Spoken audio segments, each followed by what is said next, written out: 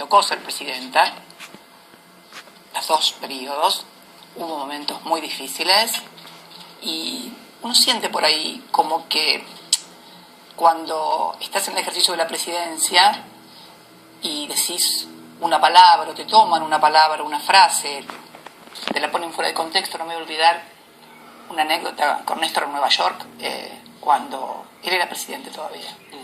Y en una reunión de colegas tuyos en off, dijo algo y luego salió con un gran titular en un medio hegemónico como una reforma constitucional, una cosa así. Entonces, de repente, cuando vos estás ocupando una posición que representás al país y cualquier frase o cualquier palabra no impacta en vos, que sería lo de menos, sino que impacta en el país, porque presidís el país, tenés que ser más cuidadoso.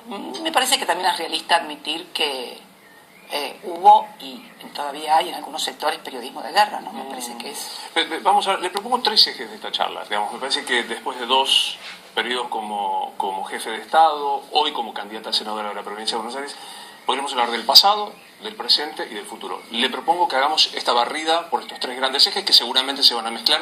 De hecho, mi primera pregunta tiene que ver con un hecho del pasado, pero que está muy presente hoy. Infobae acaba de publicar un anticipo de la pericia de Gendarmería, del encuentro pericial de Gendarmería, todavía no llegó al juez Ercolini, que asegura que Alberto Nisman fue asesinado. ¿Cuál es su hipótesis de lo que pasó con Nisman?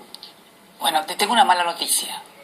Fue desmentido, yo viniendo para acá, la Dirección de Criminalística de Gendarmería acaba de desmentir que no es cierto, que todavía no hay ningún informe conclusivo y que todavía siguen las pericias. Me escuché al doctor Romero Victorica. Sí, lo acabo. Yo venía en el auto acá y precisamente controlando, mirando, leyendo, salió la desmentida. De cualquier manera, yo cuando fui presidenta y sucedió lo del fiscal Nisman, como corresponde ante un hecho que conmociona a la sociedad, el presidente, en este caso yo era la presidenta, hablé por cadena nacional del país. Es impensable que ante un hecho conmocionante de la sociedad, cuando la sociedad está conmocionada y conmovida, el presidente haga silencio y no hable, no dé su opinión. Yo di mi opinión en aquel momento, di mi hipótesis, le sigo sosteniendo, pero me parece que no es momento de volver a hacer hipótesis. Lo hice cuando era mi responsabilidad como presidente hacerlo, y además de hablar al país, también puse a disposición de la justicia todo lo que la justicia necesitara para la investigación. Traigo esta pregunta aquí por 2 motivos. Primero, quiero decir que el informe que firma Román Lechmann es un anticipo. Yo respondo porque es un anticipo. No es oficial, pero creo que es una fuente inobjetable. Es cierto lo que usted dice que habló, pero si yo mal no recuerdo, el 19 de enero usted dijo en su Facebook que puede llevar a una persona a esta terrible decisión de quitarse la vida, y luego en cadena sí dice por qué se iba a suicidar a alguien siendo fiscal. Entonces mi pregunta es, ¿qué cree? ¿Cuál es su hipótesis como ex mandataria, no como una ciudadana que se suicidó o lo mataron? En las 2 publicaciones que yo hice en Facebook mencioné la posibilidad de la muerte que no fuera voluntaria, y luego lo hice por cadena nacional. Pero me parece que más allá de las hipótesis que yo pueda tener, hay muchas hipótesis, pero me parece que en este tema hay 4 o 5 hechos que son fundamentales, ¿no? Primero, que se conoce cuál es el arma que provocó la muerte del fiscal Nisman. Segundo, se conoce de quién era esa arma y las circunstancias en las cuales le fueron entregadas al fiscal. Le fueron entregadas por un asistente informático en su propia casa, y fue la última persona que lo vio con vida. En tercer lugar, una persona que, además de ser aparentemente su asistente informático, una persona que tenía cierta vinculación, porque luego se descubrió que había una cuenta en Nueva York a nombre de ambos, que no estaba declarada por el fiscal por varios cientos de miles de dólares. Convengamos que nadie tiene una cuenta en el exterior con una persona que no es de su extrema confianza. Y por último, esta persona era un furibundo opositor a mi gobierno, ¿no? Y creo que estas son circunstancias que también tienen que ser merituadas. En aquel momento, por parte de la oposición, que hoy es gobierno, hubo una utilización de todo esto para echar sospechas sobre el gobierno, sobre mi persona, inclusive, en forma muy agresiva, pero... Ya que lo dice, para cerrar este tema y avanzar en los próximos, ¿usted sostiene la hipótesis de que no se suicidó Alberto Nisman? Lo que dije en cadena nacional, Luis. ¿Sabes qué pasa, Luis? Y te quiero ser absolutamente sincera. si yo dijera lo que vos me estás preguntando, en los términos que vos estás preguntando, mañana tenemos un hermoso titular, Cristina dijo tal cosa. Lo que hablé, lo dije en la cadena nacional, en su momento cuando debía hablar. Creo que también es un ejemplo que podría tomar el actual presidente en el caso de Santiago Maldonado, por ejemplo, ¿no? Última sobre el tema y avanzamos. ¿No recibió ninguna información de la propia inteligencia del país o de algún funcionario que hubiese podido aportar para saber con claridad cuál fue el motivo de la muerte violenta de Nisman? No porque precisamente estaba investigando la justicia un hecho que si cualquier organismo de inteligencia o cualquier organismo dependiente de las fuerzas de seguridad yo le hubiera reclamado a ellos un informe especial, se podía ver como un entorpecimiento, intromisión impropio, así que de ninguna manera, al contrario. Imbricado con esto, aunque tengo la necesidad de decirle, a mí el colectivo, cuando nosotros los periodistas decimos la gente, me parece una abstracción absolutamente incomprobable, por lo cual voy a usar esta expresión, la gente. Para preguntarle, ¿siente que hay una parte de la comunidad, incluso un periodista, Damián Pachter, que cree que su gobierno tuvo que ver con la muerte de Nisman? Pachter dijo concretamente, estoy seguro que el gobierno de la doctora Kirchner trató de encubrir la muerte modificando la escena del crimen. No, es un disparate. Todos saben que es un disparate. Todos saben que es un inmenso disparate. Me parece que es una acusación sin ningún tipo de fundamento y yo creo que no la conocen, no la creen ni los que la formulan realmente. Nosotros, en realidad, no teníamos ningún motivo. Esto se desencadenó de una manera, no es que tuvimos largos meses, fue toda una vorágine muy impresionante. Hicieron venir al fiscal de Europa interrumpiendo las vacaciones, nadie sabe por qué, en medio de enero, una denuncia sin pies ni cabeza, a nosotros nada más ni nada menos que a nosotros, de encubrimiento del atentado terrorista de la AMIA. ¿Sabe quién es la única presidenta y el único presidente que mencionaron a la República Islámica de Irán en Naciones Unidas acusándolos y diciéndolos que tenían que cooperar con la Argentina? Néstor Kirchner y quien le habla. Por eso, usted sabe, Luis, que el año pasado, cuando el presidente fue a la Asamblea de Naciones Unidas, el presidente Macri, y habló y mencionó a los dos atentados, el de la embajada y el de la AMIA, pidió cooperación internacional. Nunca mencionó a la República Islámica de Irán. Los únicos presidentes. Estos dos atentados ocurrieron, tanto el de la embajada, hace ya un cuarto de siglo, 1992. Yo estaba en la provincia de Santa Cruz. Néstor Kirchner tenía el primer año de gestión de su primer gobierno, fue 3 veces gobernador. Yo era diputada provincial, luego vino el atentado de la AMIA en el 94, ya van 23 años.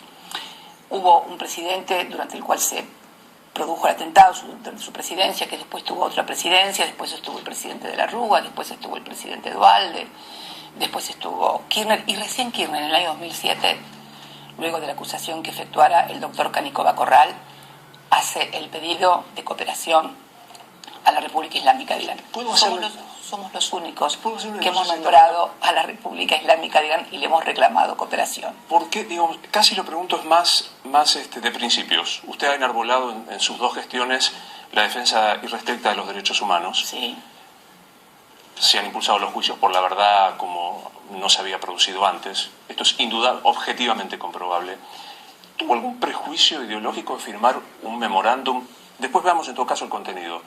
Con una república que entonces gobernaba Mahmoud Ahmadinejad, que negaba el genocidio, lapidaba mujeres infieles, desbarrancaba homosexuales. ¿No le provocó ninguna aprehensión ideológica? No, yo no me acuerdo si estaba Ahmadinejad todavía cuando lo firmamos, pero realmente era el único instrumento para poder lograr que declararan los acusados iraníes y poder destrabar y conocer la verdad. Hace 23 años que pasó el atentado. No hay ninguna respuesta ni a las víctimas ni a los familiares de las víctimas. El único instrumento apto era lograr esto, porque usted sabe que nuestro país no permite el juicio en ausencia. Necesariamente el juez debe interrogar a los acusados. Y fue lo que debimos hacer para lograr memoria, verdad y justicia. Estamos a 23 años y seguimos exactamente en lo mismo. Es más, yo escuchaba que cuando vino el otro día el premier Netanyahu, israelí, habló de los 2 atentados y acusó a Irán y Hezbollah. Y realmente, por ejemplo, en la Corte todavía no sabemos qué ha investigado sobre la embajada. Creo que realmente es una... Yo declaré en esta causa, cuando fue el juicio oral en el año 2003, creo, y dije que esta causa se había convertido como en un tablero de ajedrez de la política internacional, de la geopolítica y de la política interna. Usted se acuerda que se fraguó la participación en el atentado de policías bonaerenses para perjudicar la investigación y la imagen del entonces candidato del peronismo, Eduardo Duhalde. Entonces siempre sostuve que era como un tablero de ajedrez donde se jugaba política interna y donde se utilizaba esto para política interna. Y la verdad que después de tanto tiempo todavía seguimos sin ningún tipo de respuesta. Pero vuelvo a reiterar, el gobierno de Néstor Kirchner y mi gobierno fueron los que mencionaron la República Islámica de Irán y pidieron su cooperación, pero además fuimos los que desclasificamos todos los archivos, creamos una unidad especial fiscal y le dimos todos los recursos. En estos días estaba yendo a los diarios que se está discutiendo que le van a retirar los recursos a la unidad fiscal AMIA y había una discusión entre el funcionario a cargo y el gobierno. Quiero hacer 2 preguntas muy concretas, pero como nos comprenden... A ver, vamos a hacer una cosa. Me dijiste pasado, presente y futuro. Vamos a hacer al mismo tiempo. Ahí vamos. Pero es muy presente desde hoy. Sí, claro. Claro. 2 preguntas muy concretas. Como nos comprenden las reglas de la ley, por los dos somos abogados, quiero decir que la discusión del juicio en ausencia sigue existiendo y se cree que es inconstitucional. Algunos creen que... Yo creo que pero sí. Bueno. Reformemos... A ver, Luis, vos sos abogado y yo también. Sí. Reformemos la Constitución y se puede hacer el juicio en ausencia. Claro. Con esta Constitución no se puede. ¿Usted instruyó al canciller Timerman para encontrarse con el canciller iraní en Alepo? No, porque los cancilleres no necesitan instrucciones a partir de cuando la República Islámica comunica. Esto fue creo que en el 2012.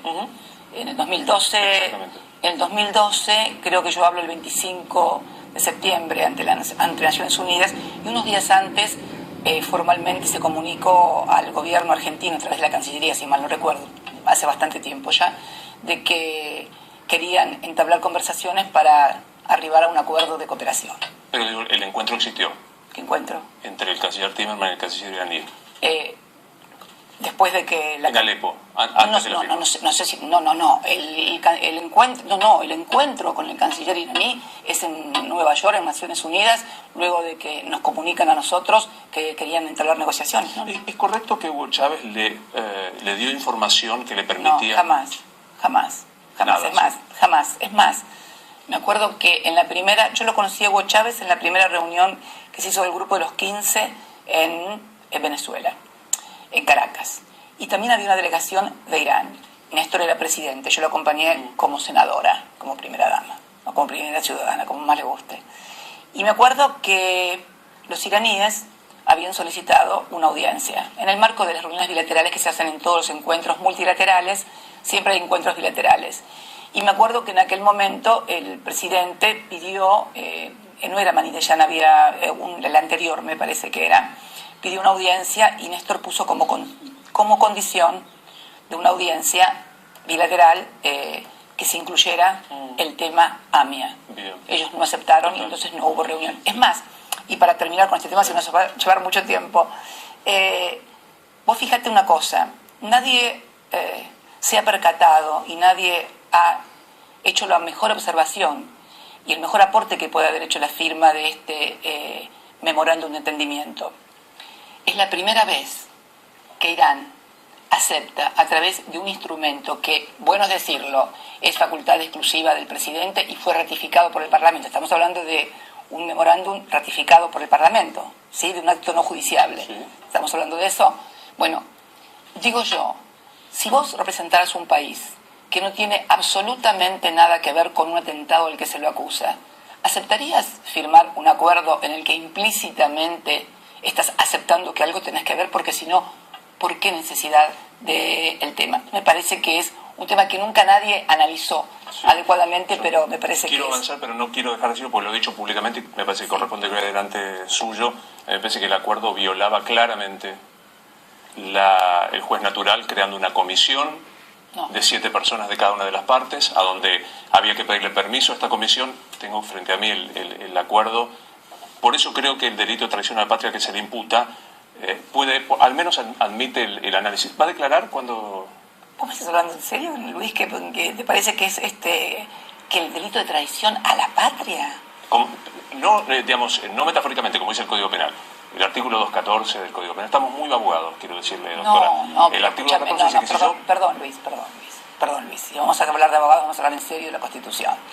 A ver, es un acuerdo entre dos países firmado de acuerdo a lo que marca a las facultades que marca la Constitución, de acuerdo a la Convención de Viena, que es la que regla todo lo que es relativo a tratados bilaterales o multilaterales entre los países, y además es aprobado por el Congreso de la Nación, diputados y senadores. Es un acto no judiciable, no es un acto de guerra. Yo entiendo que quieran forzar las cosas por cuestiones geopolíticas, por orientaciones, por todo lo que yo te hablaba al principio de la disparidad que tenemos de pareceres en cuanto a las cosas, pero realmente traiciona a la patria. De cualquier manera, creo que esto que se está haciendo de traición a la patria o el cubrimiento forma parte de una persecución judicial, pero es más, creo que por traición a la patria fueron acusados únicamente Juan Domingo Perón,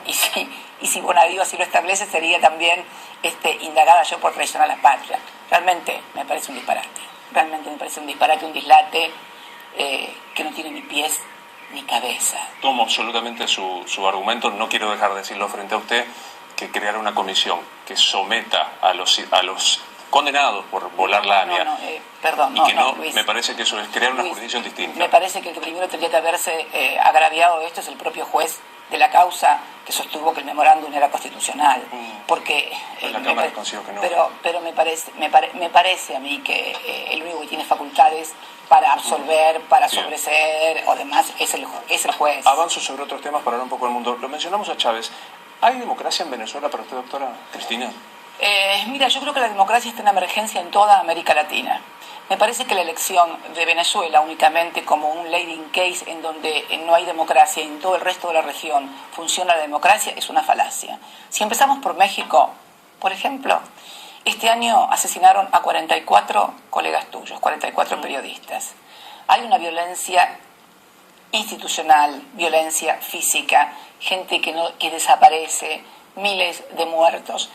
Y me parece también que, en definitiva, en Brasil, en Venezuela, con todas las dificultades de un país dividido y partido en dos, donde hay severos enfrentamientos y donde no contribuye para nada que asucemos de un lado o del otro. Yo soy de los que piensan, como cuando Alfonsín acudió con el grupo Contadora para calmar las aguas, me parece que elegir un solo país y cargar sobre ese, por una cuestión que evidentemente no se hace con otros países donde hay muchísima violencia, donde desaparece gente, donde el Estado también ejerce una violencia muy fuerte. Yo creo que, te voy a ser sincera, yo creo que la democracia, Luis, está en emergencia en toda América Latina. Cuando veo en Brasil, por ejemplo, el juicio de destitución de Dilma Rousseff, cuando veo acá, porque en definitiva, a ver, en Venezuela, ¿hay presos políticos? Sí. ¿Acá hay presos políticos? No, que yo conozca no. ¿Y Milagro Sala no te parece una presa política? No. Ah, bueno, yo creo que acá hay presos políticos, creo que acá hay persecución, creo que acá hay persecución política, acá se intervienen sindicatos, acá el presidente, a todo aquel que no piensa como él, sea un juez laboralista, sea un abogado laboralista, sea un sindicalista, sea un opositor, los considera mafiosos. Perdón, no estoy diciendo, no pongas palabras en mi boca. No, pero digo... No, estoy diciendo que hay también una mesa judicial, tomo estado público de una mesa judicial que integra el presidente con el jefe de gabinete, con el ministro de Justicia y con otro abogado integrante del gobierno. No me parece muy democrático ni muy divisiones de poderes que haya una mesa judicial. Hubiera sido un escándalo esto si hubiera trascendido que en mi gobierno yo presidía una mesa judicial. El otro día vimos cómo en el Consejo de la Magistratura se secuestró el juramento de un senador de la oposición para una mayoría ficticia artificial en el Consejo de la Magistratura. Hay persecución. A ver, Maduro echó a la procuradora fiscal, bueno, acá también quieren echar a la procuradora fiscal. Entonces me parece que no se puede tomar una medida de una manera según sea un gobierno que es de izquierda, populista, y si el gobierno es de derecha y como a mí me gusta, está bien todo lo que hace. No me parece. ¿Hay Estado de Derecho en Venezuela? Posiblemente esté muy cuestionado el Estado de Derecho porque hay un estado de división y de fractura en la sociedad muy fuerte. Cuando la sociedad, y que esto es lo que tenemos que tratar de evitar en la Argentina, Luis, cuando hay una fractura tan grande entre la sociedad, donde se parte al medio y una mitad opina y que lo otro es horrible y que hay que suprimirlo, y la otra mitad se siente agredida, perseguida y también opina respecto de la otra mitad lo mismo, nunca nada es bueno. Y agregar más leña a eso y catalogarlo me parece que es fuerte. Y no estoy diciendo que todo es maravilloso, pero tenemos que ser cuando calificamos y cuando analizamos tenemos que tener, ¿sabes qué? El mismo parámetro. Claro. No puede ser que lo que nos parece una persecución política acá nos parezca que no es una persecución política. Para ser gráficos, la frase Macri basura, vos sos la dictadura. No la comparto. ¿Hay dictadura en la Argentina? Te dije que no. ¿No? ¿Y en Venezuela hay Estado de Derecho? Me parece, bueno, acá hay Estado de Derecho, acá tampoco hay Estado de Derecho. No, acá no hay Estado de Derecho, no es cierto. No, acá no. En Venezuela no hay Estado de Derecho, acá tampoco hay Estado de Derecho. No hay Estado de Derecho, Luis. A ver, tenemos hace 42 días un desaparecido y nadie ha dicho absolutamente nada, nadie se hace cargo de nada, y la última vez que esa persona desapareció lo hizo un operativo de seguridad encabezado por la Gendarmería. Acá el presidente sale por los medios de comunicación diciendo que la procuradora fiscal se tiene que ir, tiene que renunciar.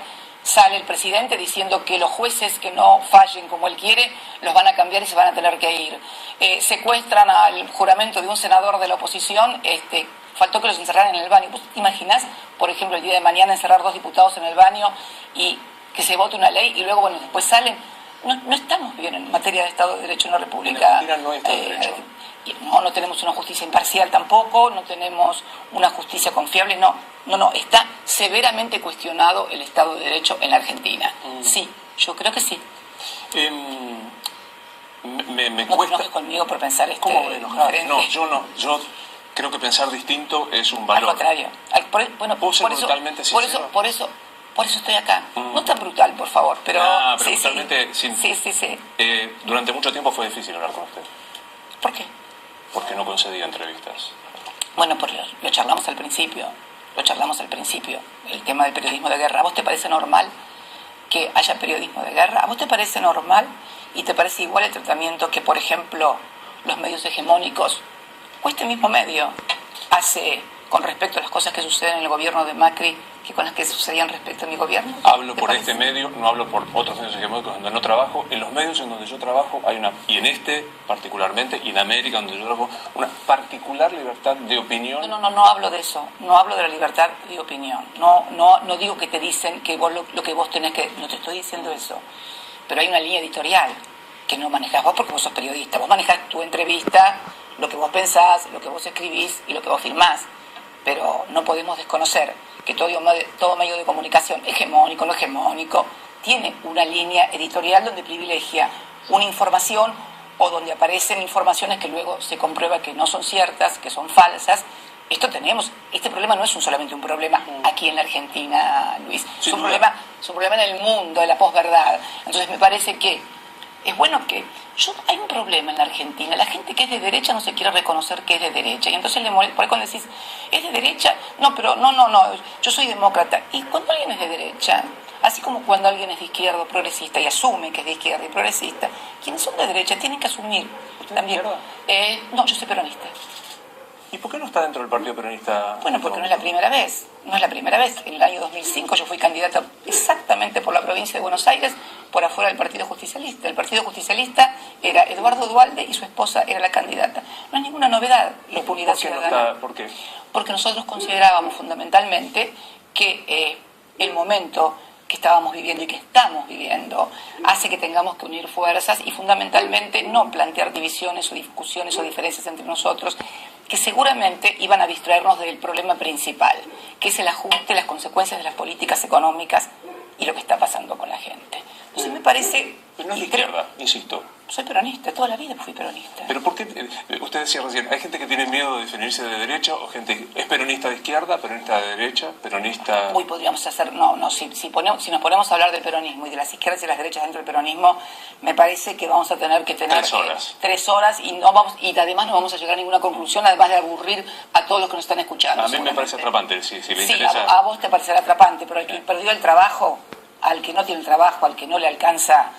la plata para vivir, el que no puede estudiar, el que no tiene casa donde vivir, no le alcanza para el alquiler, no le parecen, esas discusiones no le parecen atrapantes. Al contrario, puede ser entre nosotros, entre los políticos, esto puede ser atrapante, o entre los periodistas, por el ejercicio propio de la profesión, puedan ser atrapantes, pero no. Hablemos del peronismo. Sí. Hoy usted está pidiendo la unidad, lo hizo a través de una carta que le fue contestada por Sergio Massa, por Florencio Randazzo, algunos gobernadores como Juan Manuel Urtubey de Salta dijeron Cristina fue, algunos otros ya no nos representa. La pregunta sería, la unidad del peronismo parece que tiene un solo obstáculo. ¿Sería yo para vos? ¿No siente eso? No. Primero, la carta yo no la escribí para los dirigentes. La carta claramente está dirigida a todos los electores y electoras que votaron oposición en la provincia de Buenos Aires, por una razón lógica y además certificada por el propio resultado electoral del 13 de agosto. Si de cada 3 bonaerenses, 2 votaron oposición, es claro que hay 2 de cada 3 que no quieren esta política de ajuste y que creen que debe haber un cambio en la política económica. El propio resultado de la elección, entre lo que es la oposición, me parece que nos exime de mayores resultados en cuanto a que, evidentemente, ganamos las elecciones en Unidad Ciudadana.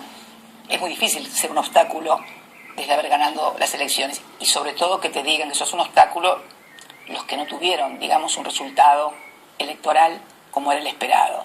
Me parece que, al contrario, yo no quería ser senadora, Luis.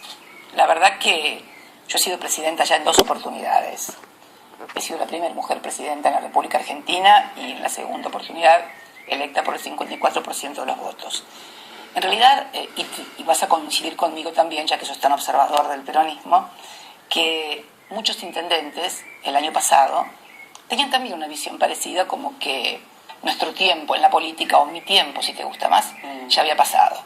Sin embargo, los hechos, las circunstancias, mi candidatura no fue una candidatura decidida individualmente, sino colectivamente, porque consideraban que era la persona que más votos podía sacar en la provincia frente al gobierno.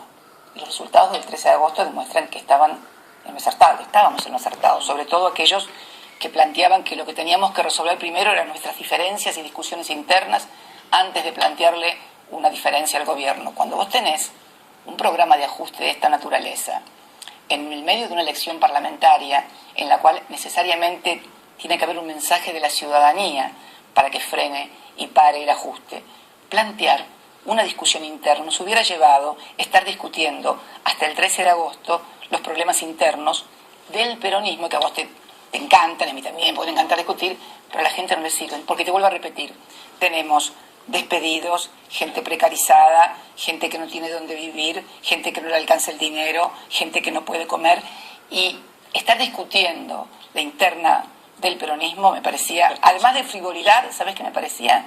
Ser inmensamente funcional al gobierno, porque acá no podemos ser ingenuos también. La pelea interna en estos momentos es absolutamente funcional al justicialismo. En cuanto a que yo soy un obstáculo, en absoluto, es lo que estoy planteando en la carta. Está claro. En la carta déjame terminar ya que me lo preguntaste. En la carta estoy planteando eso. Estas no son las elecciones, no es el balotaje del 2015, ni es la primera vuelta del 2019. Es la elección parlamentaria del 2017 para decirle no al ajuste, para evitar la precarización laboral que se viene, el nuevo ajuste que se viene en materia tarifaria, en el sector público, en el empleo público, en fin, en todo lo que ya sabemos y que ha sido anunciado. En definitiva, han sido diferidos los aumentos de las tarifas para después de las elecciones, han sido desdobladas las tarifas de gas para después de las elecciones, y después de las elecciones va a haber un gran ajuste. De esto se trata. Entonces, vos me preguntás, 2019, mira, si te voy a dar una primicia maravillosa. Si en el 2019 yo soy un obstáculo para lograr la unidad del peronismo y ganar las elecciones, no voy a hacer ningún obstáculo, al contrario. Voy a hacer todo lo necesario para que el peronismo, no solamente el peronismo, porque el peronismo nunca ganó solo las elecciones, sino el peronismo en un frente amplio, en una fuerza que amplíe sus fronteras, pueda ofrecerle a la ciudadanía algo mejor que lo que está teniendo. ¿Usted está diciendo que se excluye de la posibilidad de ser candidata a presidente en el 2019? Si esto impide la unidad y ganar, pero no tengas dudas. No tengas dudas. Doctora, mientras estamos hablando de presente, me están informando que en este momento la Cámara Federal de Apelaciones está notificando que se ratifica su procesamiento por asociación ilícita. El tema de la obra pública, Otesur y los sauces. No, Otesur y los sauces no es obra pública, es el tema de... Es verdad, correcto. No, obra pública. Primera reacción. Bueno, me parece que es lo que yo te decía hoy. En realidad, que un gobierno elegido democráticamente en 3 oportunidades, 2003, en el 2007 y en el 2011, por amplias mayorías en las 2 últimas oportunidades, sea considerado una asociación ilícita, bueno, revela que evidentemente hay un manejo del Poder Judicial para poder invalidar un proceso político que se dio en el país. Casualmente, por la misma figura, hoy se quieren juzgar a Dilma Rousseff, a Lula y al PT, también por asociación ilícita. Ellos desempeñaron 4 periodos de gobierno. En realidad es un disparate y es además un atentado a la democracia que un gobierno pueda ser equiparado con una asociación ilícita. Es realmente un disparate, un gran disparate. Me parece que están utilizando la justicia, el Poder Judicial, que está muy desprestigiado. ¿No? Mira, el desprestigio que ha alcanzado hoy el Poder Judicial, nosotros jamás hemos perseguido a nadie, nunca, a nosotros, al contrario, a nosotros, en plena ejercicio de la campaña electoral, nos allanaban el Banco Central, en la causa de dólar futuro, por ejemplo. Me parece que es inocultable el manejo que el gobierno hace. Un ejemplo muy anecdótico. ¿Sí? Su gobierno, su representante del Poder Ejecutivo en el Consejo de la Magistratura, 2 veces salvó del juicio político, uno el día del atentado de las Torres, a Norberto Yardide. ¿Y esto qué me querés decir? Que en términos de independencia del Poder Judicial, usted... ¿Por qué que salvó? ¿Porque no votó como Porque votó a favor de que se lo, digamos, en contra del juicio político y que se lo sostuviera. Me parece que, en definitiva, habrá votado de acuerdo a las conclusiones que tenía y que le habían acercado para hacer el juicio político, porque también parece ser que cuando un funcionario tenía, o un juez tenía una actitud frente a un funcionario de nuestro gobierno, debía ser concebido como que había obrado mal. ¿Y qué pasemos con, por ejemplo, el doctor Casanello, que al día siguiente de que asumió como presidente Macri lo sobreselló en la causa de las escuchas ilegales en las cuales están procesados todos menos él? ¿Y no es inversa? Cuando Casanello estaba en su gestión, ¿era independiente y hoy no? No. Al revés te digo. Se decían que eran que no eran dependientes y después sí. Me parece que es esto lo que estamos hablando desde hoy. Creo que hay una visión de que según quien sea el procesado, según quien sea el condenado, según quien sea el acusado, entonces ahí tomamos una decisión a favor o en contra. No me parece, y creo sinceramente, te vuelvo a repetir, Luis, creo que hay un manejo descarado del Poder Judicial y fundamentalmente para perseguir a quien habla, porque te vuelvo a repetir, asociación ilícita, realmente, me parece un disparate. Me sorprende el calificativo, persecución. La ley de reforma judicial, la ley de transparencia, la ley de subrogancias, ¿no fueron un modo de...? No, al contrario, la ley de modificación del Consejo de la Magistratura, donde queríamos que quienes integran el Consejo de la Magistratura fueran elegidos democráticamente, al contrario, evitaba el voto corporativo. Vos necesitás darle una participación, así como los legisladores que integran el Consejo de la Magistratura son producto de la elección popular.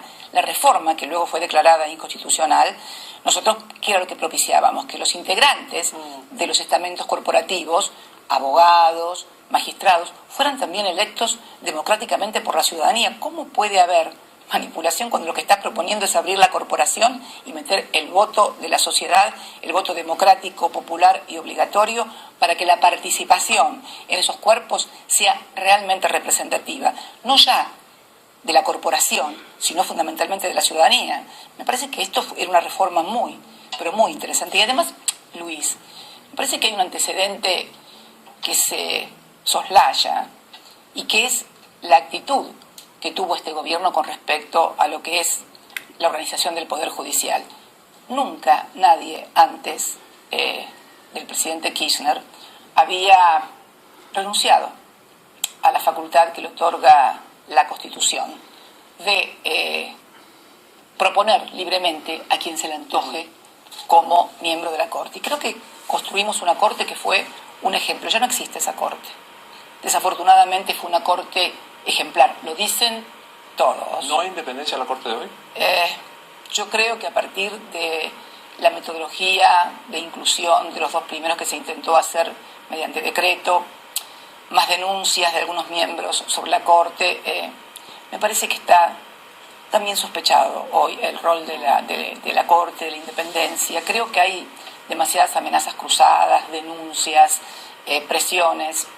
Trascendió que hubo una conversación entre el ministro de Justicia y el presidente de la Corte el día que tenía que jurar también el miembro del Consejo. Esto fue de público y notorio. Yo no quiero tampoco seguir tirando leña al fuego, pero me parece que no se puede ocultar el sol con la mano. Me parece que no es bueno.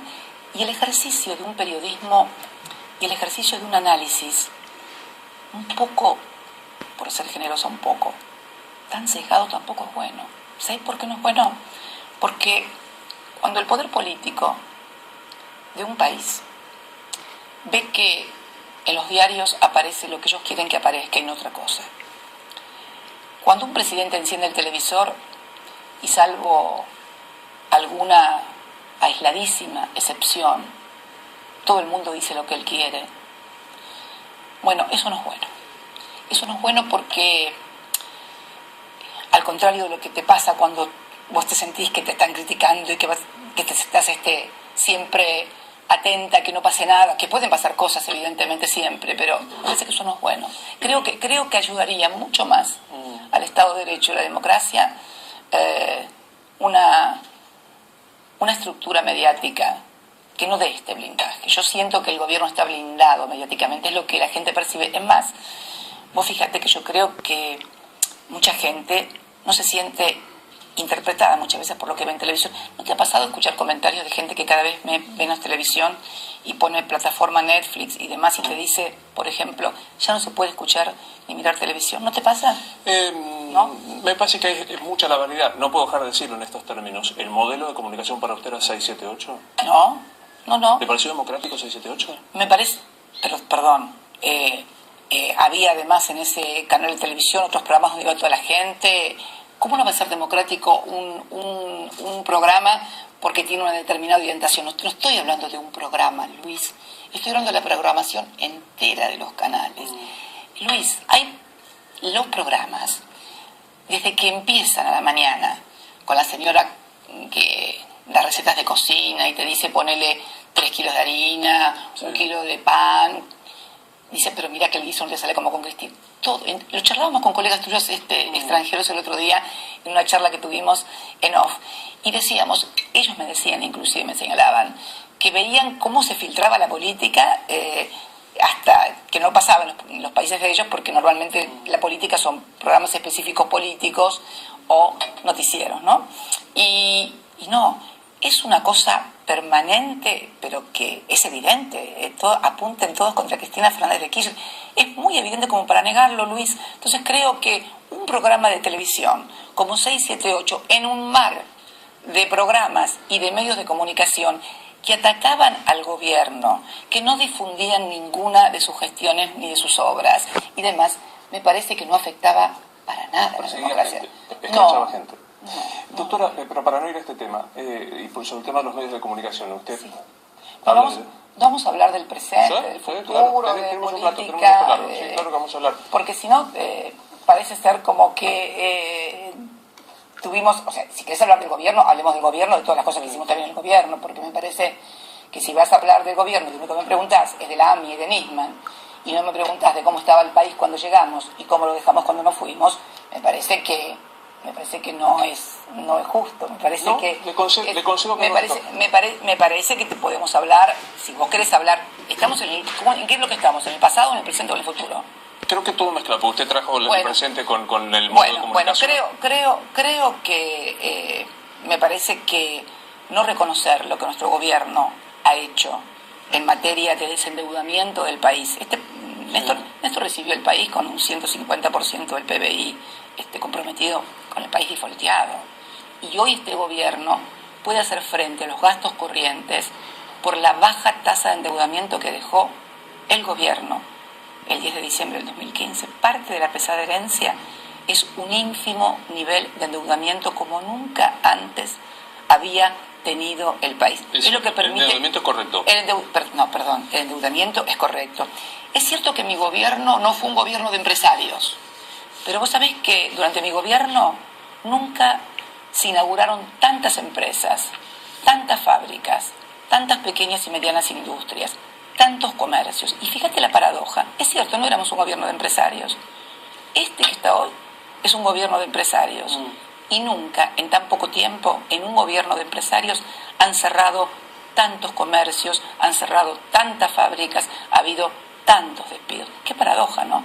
Y no es que vivíamos en Disney World, pero creo que habíamos hecho un trabajo muy bueno en cuanto a inclusión social, en cuanto a derechos humanos, en cuanto a desendeudamiento, a trabajo industrial, generación de millones de puestos de trabajo. Recibimos el país con una desocupación de 2 dígitos. Y cuando el 10 de diciembre terminó el gobierno, teníamos 5.9 de desocupación. El trabajo... ¿Cuál INDEC, Cristina? No. Espera, ¿vos sabés cómo se toma? El INDEC no hace la medición de las... No hace la medición... Son institutos provinciales.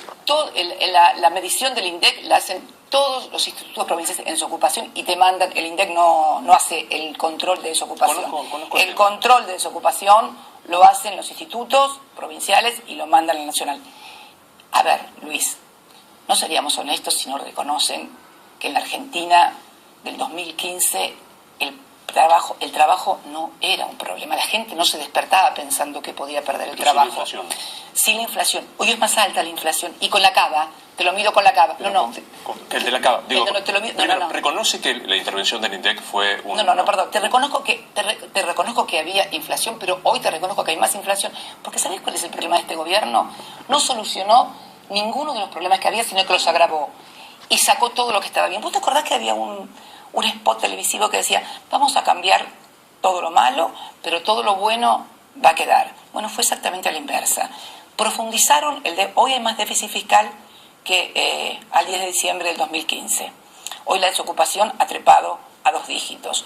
A nosotros en el conurbano nos costó bajar la desocupación de 2 dígitos todo un periodo de gobierno. Yo no recuerdo si fue en el 2007 o en el 2008, en el primer año de mi gobierno o en el último de Néstor, que logramos que el conurbano tuviera nuevamente una desocupación de 1 dígito, que fue la primera, 9.2, fue creo que en el 2007. Doctora, y vos fíjate, permitime, porque me dejaste explayar en los otros temas, este es un tema muy importante, muy importante. Entonces, llegamos a 1 dígito y hoy en 1 año y medio volvimos a 2 dígitos en el conurbano bonaerense, estamos en 11.9 de desocupación.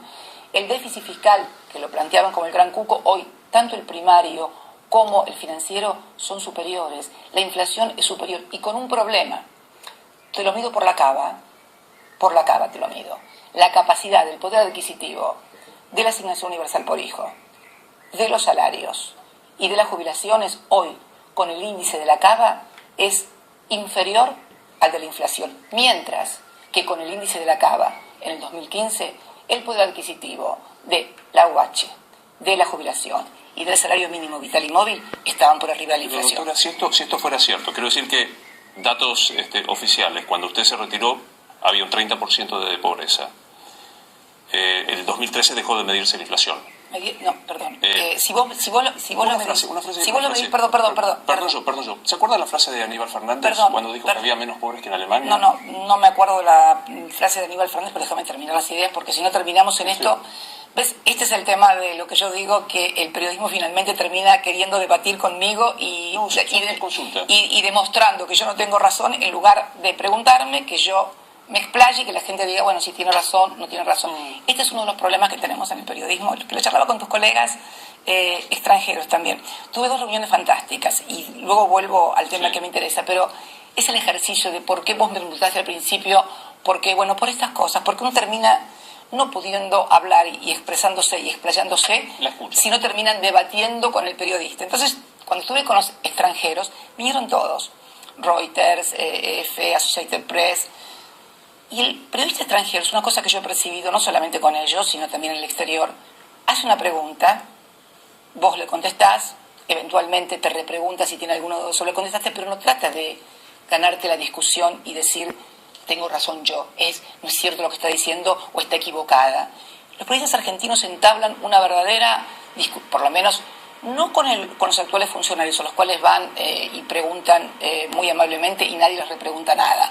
Me refiero fundamentalmente a cuando son los entrevistados o las entrevistadas, en este caso, no comparten el ideario del medio, del periodista o de lo que fue. Entonces se entabla una discusión en la cual hay una pelea entre el periodista y el entrevistado. Entendí. Y la gente no entiende nada y no me parece un ejercicio periodístico, porque si vos querés debatir conmigo porque no estás de acuerdo, me parece que por eso tenemos que ser en un ámbito donde vos hagas política. Y nos encontremos en el Congreso. Y nos encontremos en el Congreso. Ahora, si no... Para hacerle la pregunta concreta, su jefe de gabinete, no cualquier funcionario, dijo que había en la Argentina menos pobres que en Alemania. ¿Usted comparte esa expresión? No recuerdo que la haya dicho, pero si la dijo yo no estoy de acuerdo.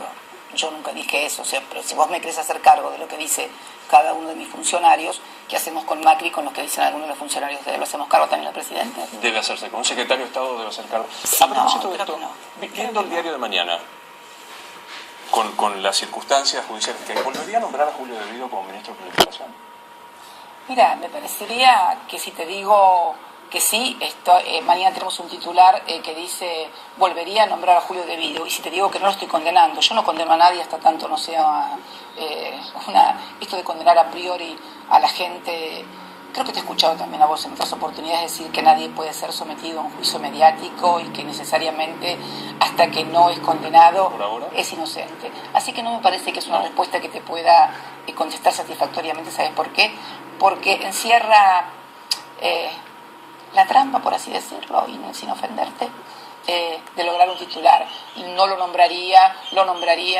Me parece que es una hipótesis que además no tiene ningún sentido. Porque es curiosidad histórica, le confieso. Sí, no es curiosidad histórica. ¿A Mauro Wood lo nombraría nuevamente vicepresidente? Bueno, podemos empezar a decir cada uno de los funcionarios que tienen algún proceso. ¿Vos querés que yo hable mal de los funcionarios que tienen un proceso y los condene yo? No. Mira, no se va a dar más eso, así que sería una hipótesis que... ¿Por qué vamos a hablar de cosas que no van a suceder? Vos me estás preguntando sobre cosas que no van a suceder. ¿Para qué? Para hablar respuestas que tengan impacto mediático. ¿Vos te das cuenta por qué después? No he visto reportajes de esta naturaleza cuando los hacen con el oficialismo. Por ejemplo, no los he visto preguntar estas cosas con los Panama Papers, no los he visto preguntar estas cosas con lo de Rivas, cuando de repente este arrepentido o delator premiado brasilero que ha metido preso a medio Brasil, dijo por la televisión, y creo que lo escuchamos todos, cuando dijo que él le daba plata a Rivas, y el mismo día que esto decía el delator premiado en Brasil, acá el Poder Judicial absolvía a Rivas y no vi a nadie criticar esas cosas. Entonces me parece, sinceramente, que hay un tanto sesgadas las preguntas y un tanto sesgadas las reflexiones. Con mucho respeto y cariño. Convendrá conmigo que lo puede decir absolutamente y con mucho respeto, pero claro, lo vuelvo a preguntar. Ambos con mucho respeto nos decimos las cosas. Absolutamente. Sí.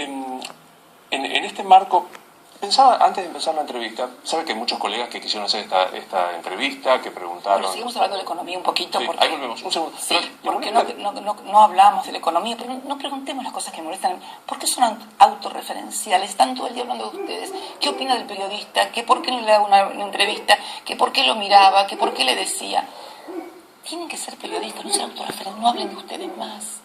No estén todo el día refiriéndose a ustedes. ¿Por qué no habla con tal periodista? ¿Por qué no habla con tal otro?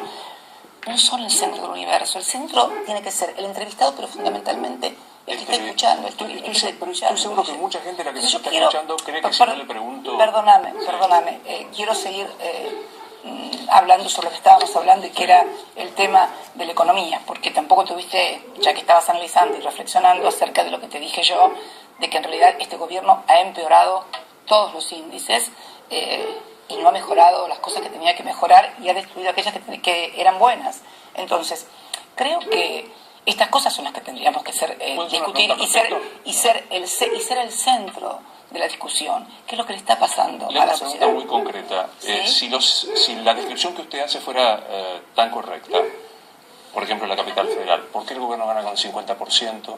¿Por qué el gobierno a nivel nacional tiene, digamos, se habría suicidado el pueblo si hubiese tenido un estado de bienestar como el que usted describió, tanto en el 2015 como ahora? No, en principio, en el 2015 se perdieron las elecciones por muy poco. Acordate que el balotaje, todos los pronósticos de balotaje, inclusive dentro de nuestra propia fuerza, decía que si íbamos a balotaje íbamos a perder por 10 o 12 puntos.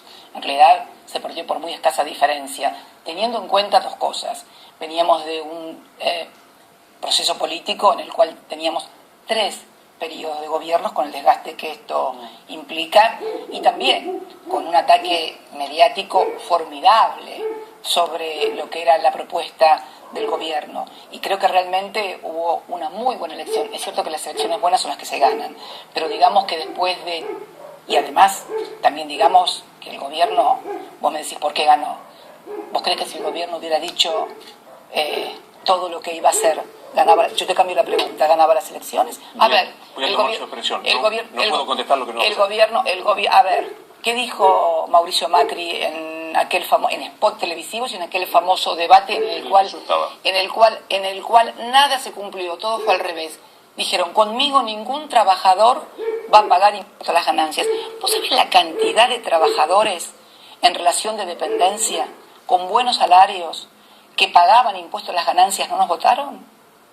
Infinidad, porque les habían prometido que no iban a pagar más impuestos a las ganancias. Y hoy, algunos de esos trabajadores, desgraciada y lamentablemente, no solamente ya no pagan impuestos a las ganancias, sino que no están percibiendo salario porque les han despedido. Entonces, si además hubieran dicho, vamos a subir las tarifas a precios, a aumentar las tarifas el 400, el 500%, ¿vos creés que los hubieran votado? Si además hubieran dicho que iban a hacer negaron todo, no iba a haber devaluación, no iba a haber tarifazo, nadie iba a pagar impuesto a las ganancias, nadie iba a ser perseguido, nadie iba a ser echado del trabajo. Por eso se ganaron las elecciones. Doctora, usted decía, y comparto con usted, Cristina, que uno se debe al interés del televidente, en este caso respecto de las entrevistas.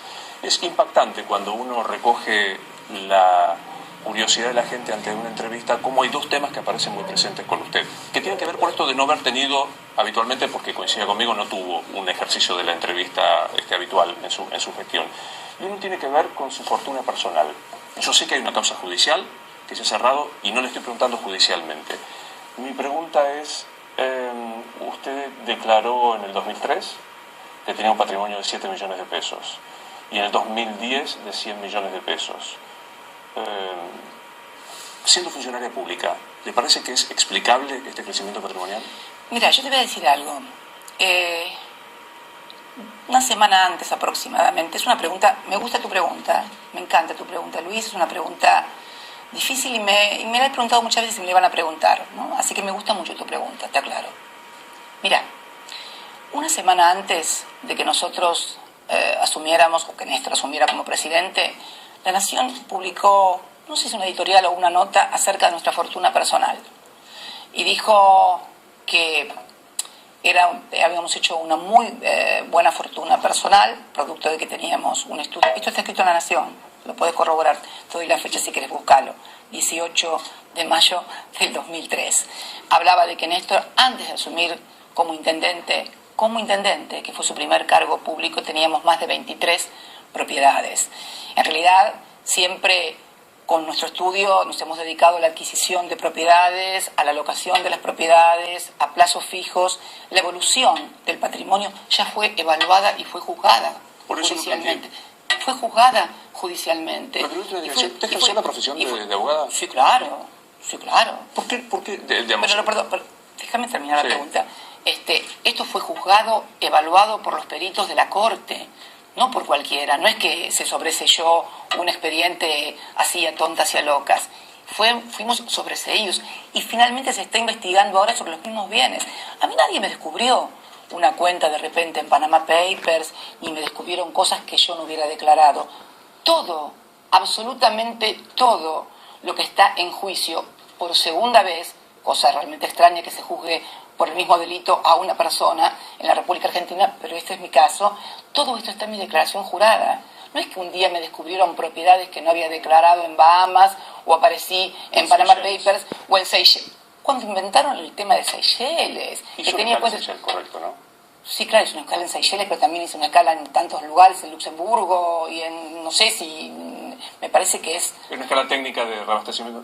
Sí, de reabastecimiento de combustible, pero ¿realmente a vos te parece sensato que una persona, porque hace una escala técnica en un lugar como Seychelles, eso sí el motivo para decir que tiene una cuenta en Seychelles?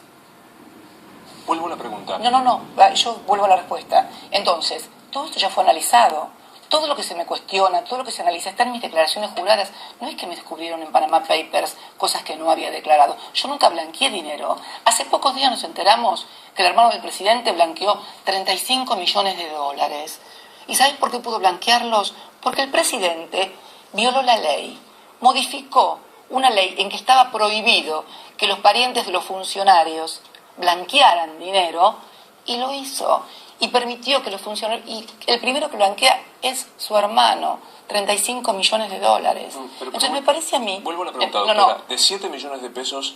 Pero mira, no tengo mis declaraciones juradas acá, tendría que analizarlas, tendría que verlas, pero te vuelvo a repetir. Todo esto fue analizado, Luis. Entonces me parece sencillamente injusto que si se analizó, se hicieron peritajes en 3 oportunidades, en 3 juicios, volvamos sobre lo mismo. Te vuelvo a repetir, no era que cuando llegamos al gobierno éramos una persona que no teníamos ningún tipo de patrimonio, pero además es un patrimonio muy fácilmente mirable, porque no son operaciones raras, son plazos fijos, que es lo que siempre hicimos como profesionales, y locación de inmuebles, que es lo que siempre hemos hecho. Está procesada por estas operaciones en los Sauces y Otesur. Bueno, pero estamos procesados porque hay evidentemente una violación de la cosa juzgada. Absolutamente. Doctora, para no ser técnico en la causa, los Sauces y Otesur son 2 empresas de ustedes, mejor dicho, los Sauces es una empresa de ustedes que contrataba con empresarios Cristóbal López y Lázaro Báez, que a su vez tenían concesiones en un caso de rutas, Lázaro Báez. Bueno, no solamente, no, perdón. En este caso yo también fui sobreseída en otro expediente en el cual había un contrato de un hotel que no era con Lázaro Báez ni era con Cristóbal López, era con otra empresa que creo que tenía autopistas, que creo que tenía también autopistas, y también era contratista de la obra pública, y Ercolini sobreseyó este expediente y por cifras muy superiores a la de Lázaro Báez y Cristóbal López, pero muy superiores en serio y por más tiempo también, sobreseído por el doctor Ercolini. Es más, el sobreseimiento en el caso de Néstor fue después de que Néstor, hubiera pasado lo que pasó en el 2010. Pero, doctora, entonces, ¿parece razonable que siendo presidente, representante del Estado, un empresario que es concesionario de servicios públicos como rutas o salas de juego, sea contratante de estas empresas, de estos perdón, sea inquilino? Sí, no me parece nada me parece mucho más grave que el accionista de Shell, como Aranguren, decida importar combustible de Shell. Eso sí me parece terrible. Me parece terrible que, por ejemplo, blanquee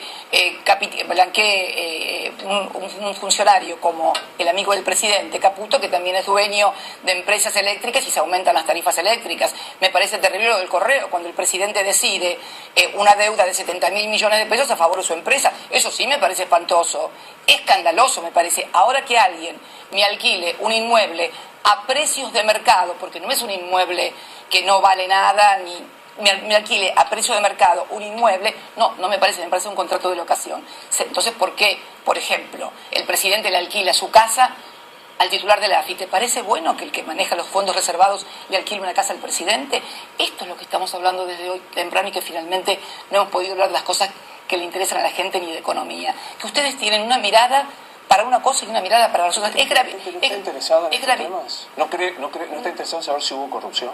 Sí, claro, pero me parece que la forma en que lo estamos abordando me parece que no trae ningún tipo de claridad. Ahora, decime, ¿vos te parece normal, por ejemplo, lo que hace Aranguren? ¿A vos no te parece escandaloso que quien es accionista de Shell y hasta el 10 de diciembre estaba en Shell, hoy sea el que decida las importaciones multimillonarias de combustible cuando ha caído la producción y el gas? ¿Para qué hicieron caer la producción y el gas? ¿Para importar combustible?